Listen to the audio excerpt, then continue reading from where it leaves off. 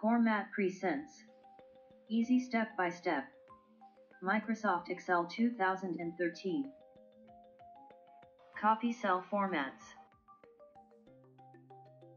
The paste formatting feature allows you to copy and then paste the formatting from a cell or a group of cells to another cell or a group of cells.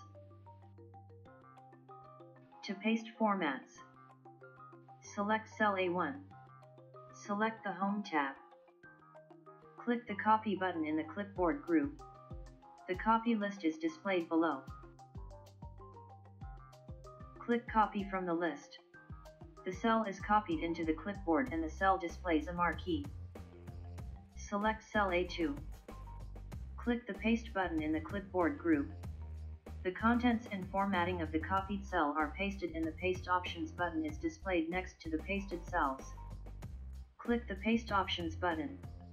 The Paste Options menu appears.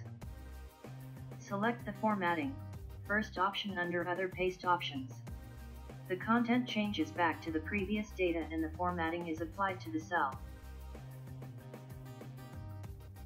Press Escape key to deselect the copied range.